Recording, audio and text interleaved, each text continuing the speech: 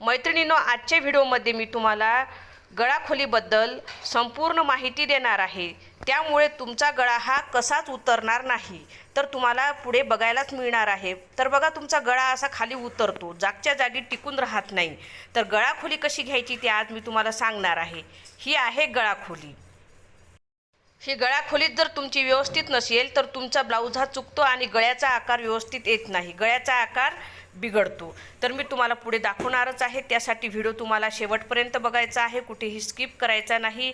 आणि काल मी जो बाहीचा व्हिडिओ टाकलेला होता त्यामध्ये तंतोतंत तुम्हाला बाहीचा फॉर्म्युला सांगितलेला आहे आणि सोबतच कॅफाईट कशी घ्यायची ते सुद्धा सांगितलेले आहे. तो व्हिडिओ बघितला नसेल तर नक्की बघा, त्या व्हिडिओची लिंक मी वरी देते. आणि आजच्या व्हिडिओमध्ये मी तुम्हाला गळा तुमचा उंचीला 5 पासून ते 12 पर्यंत असल्यास गळाखोली किती द्यायची ते परफेक्ट सांगणार आहे. तर मैत्रिणींनो, माझ्या व्हिडिओमध्ये तुम्हाला मी बारीक सारीक माहिती संपूर्ण देत असते, डिटेल्समध्ये तुम्हाला माहिती देत असते. तर व्हिडिओ जास्तीत जास्त लोकांपर्यंत शेअर करा आणि व्हिडिओ आवडल्यास एक लाईक नक्की करा. तर चला, आता आपण आपल्या व्हिडिओला सुरुवात करूया. नमस्कार, स्वागत आहे तुमचं राणी फॅशन डिझायनरमध्ये. मैत्रिणींनो, जेव्हा तुमचा ब्लाऊज तयार होतो तेव्हा तुमच्या गळ्याचा आकार हा असा होतो, म्हणजे तुमचा गळा फाकल्यासारखा होतो, इथे गळा उतरल्यासारखा होतो, म्हणजे हा गळ्याचा प्रॉपर आकार नाही. जेव्हा तुम्ही ब्लाऊज अंगामध्ये घालता त्यावेळेस तुमच्या गळ्याचा आकार असा खाली उतरायला लागतो, खाली कमी आणि वरती जास्त होतो, हा आकार जास्त होतो. त्यामुळे हा प्रॉपर आकार नाही. तर प्रॉपर आकार कसा काढायचा, कसा असतो, जेव्हा तुम्ही ब्लाऊज घालता त्यावेळेस तुमच्या ब्लाऊजचा आकार हा असा यायला हवा. बघा, या गळ्याचा आकार किती सुंदर आहे. हा प्रॉपर गोल गळा आहे. जेव्हा तुम्ही ब्लाऊज घालता त्यावेळेस तुमच्या गळ्याचा आकार असाच राहायला गेला पाहिजे, म्हणजे खाली असा थोडासा खोलवर राहायला गेला पाहिजे. तर हा आकार येण्यासाठी काय करायचे आहे, गळाखोली कशी घ्यायची आहे, संपूर्ण माहिती मी तुम्हाला सांगणार आहे. त्यामुळे तुमचा गळा हा जागच्या जागी राहील, गळ्याला आकार व्यवस्थित येईल आणि गळा कसाच उतरणार नाही.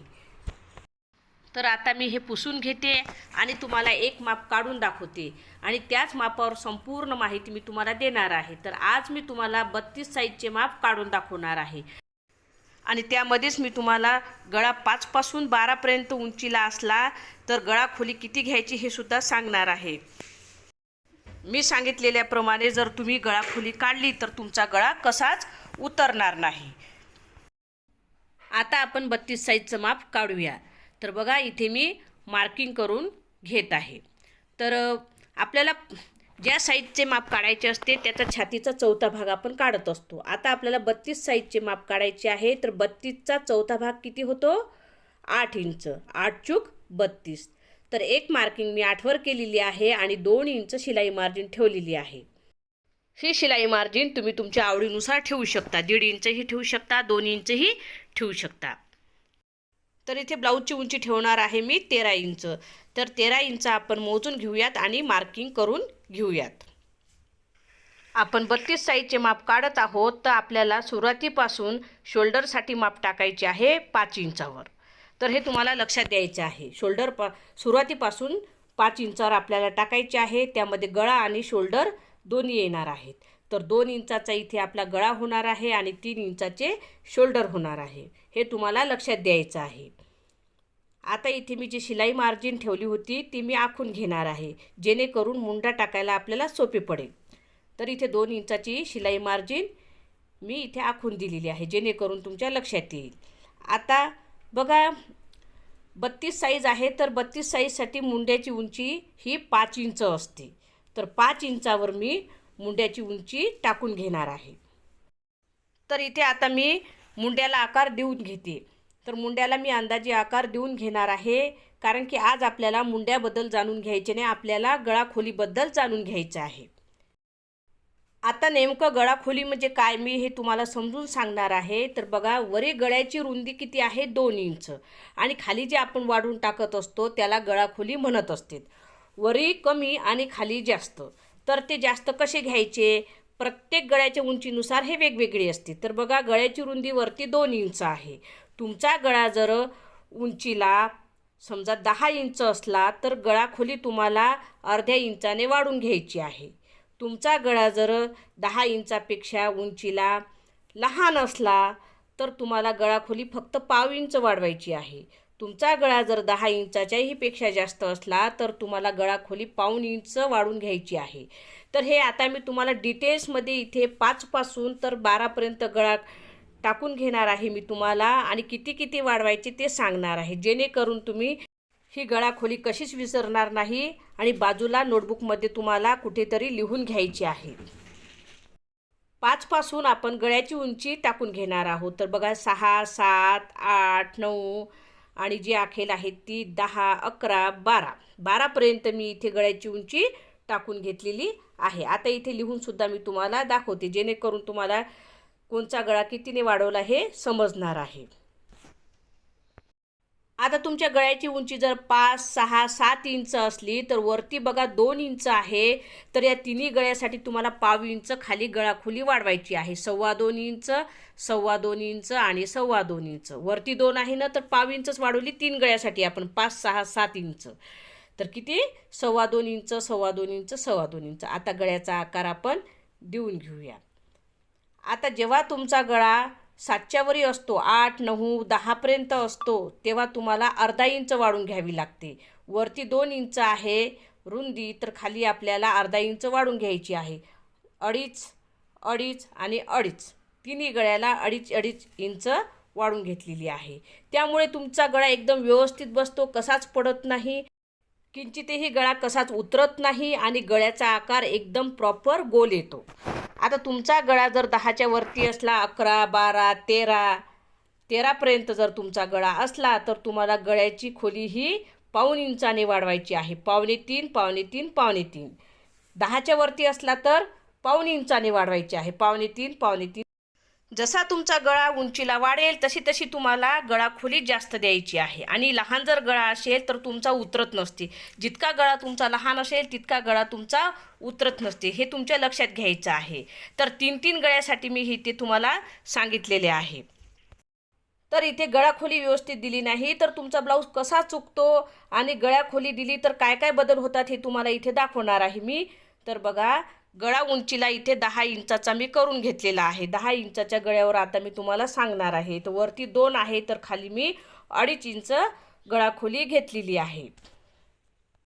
तर इथे तुम्हाला दिसत असेल खाली गळ्याची खोली जास्त आणि वरती रुंदी कमी आहे.